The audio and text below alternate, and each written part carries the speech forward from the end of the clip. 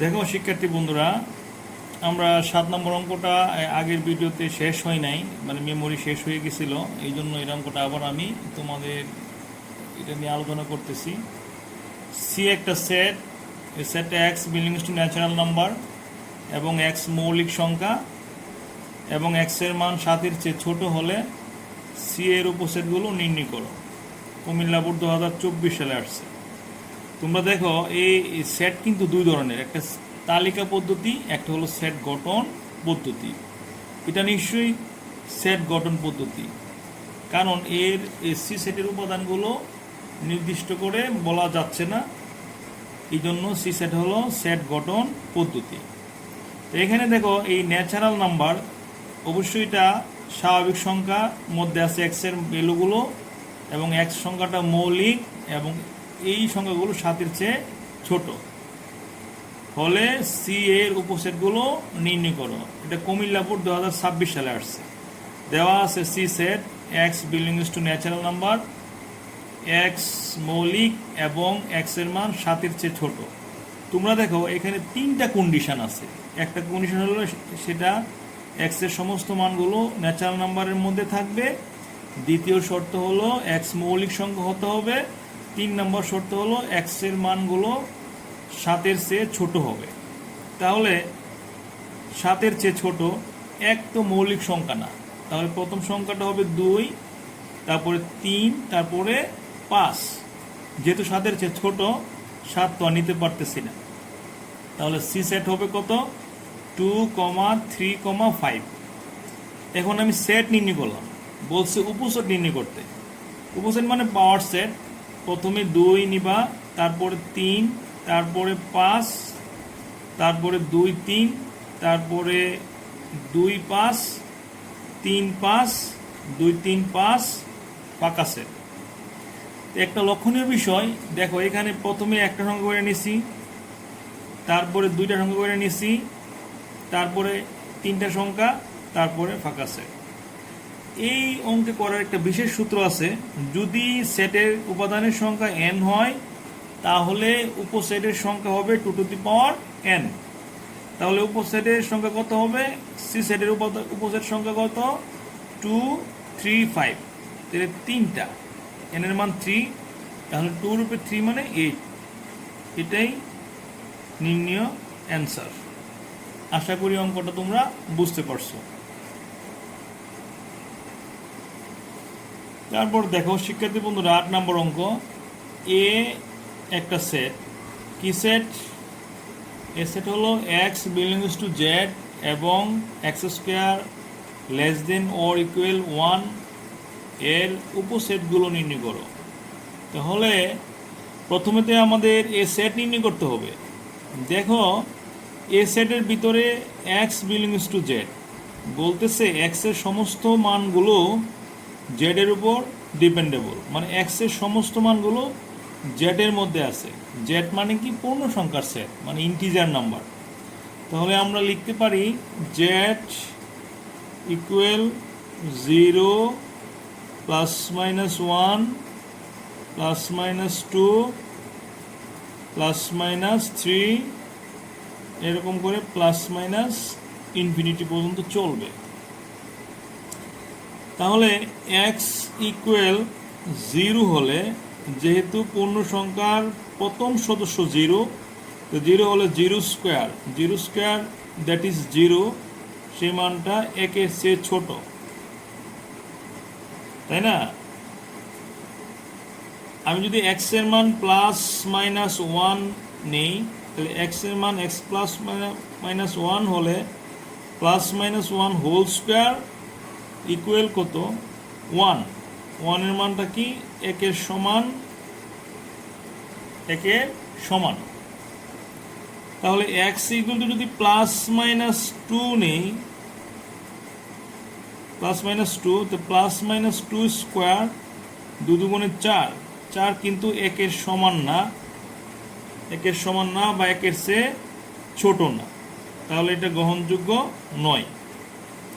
তাহলে আমরা এই এ সেটের যে শর্ত আছে, x square less than or equal 1, তাহলে এ সেটটা কি হবে, x equal to 0 plus minus 1 হলে প্রদত্ত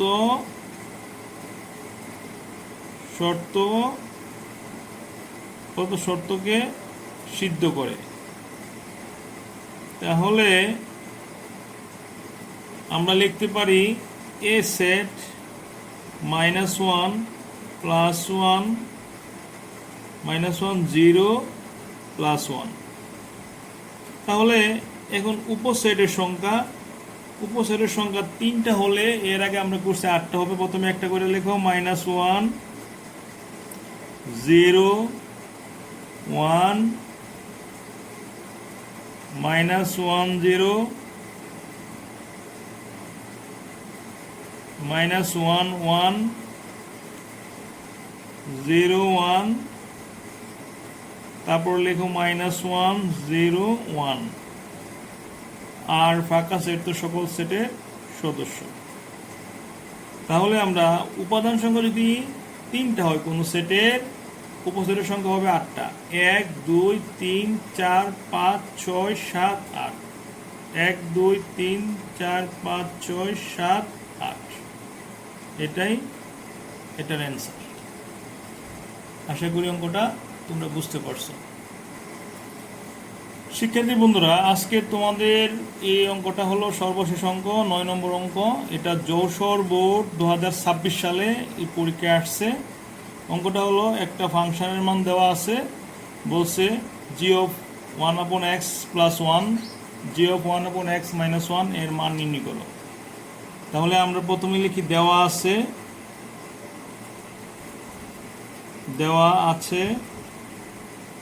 g(x) 17x + 3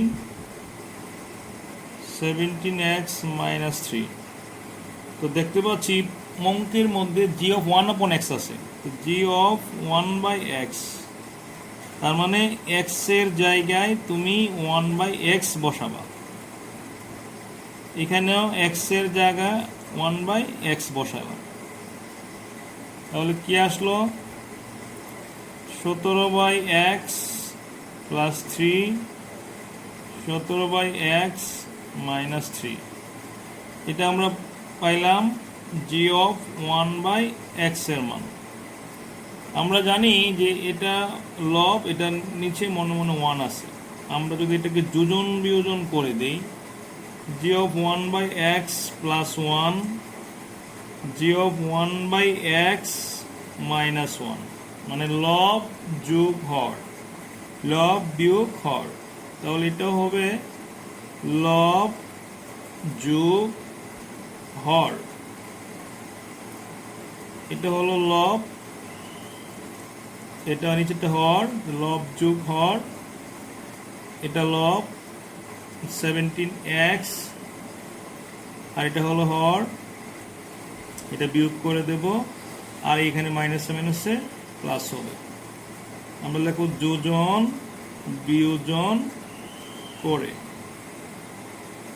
তাহলে কত হবে, এই প্লাসের 3 আর মাইনাসের 3 কাটা, এখানে একটা সংখ্যা এখানে একটা সংখ্যা, তাহলে দুইটা সংখ্যা, 2 × 17/x 17/x।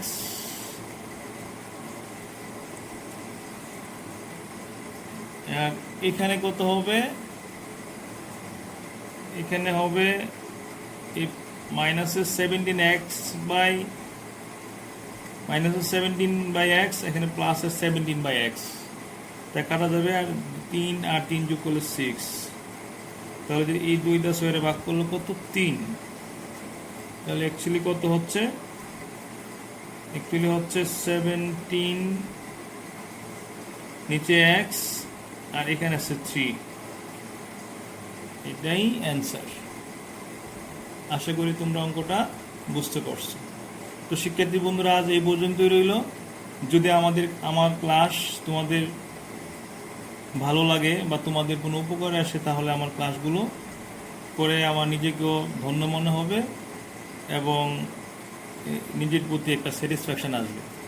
যদি অবশ্যই আমার ক্লাসগুলো ভালো লেগে থাকে, তাহলে লাইক কমেন্ট শেয়ার করবো। ভালো থেকো সবাই। আসসালামু আলাইকুম।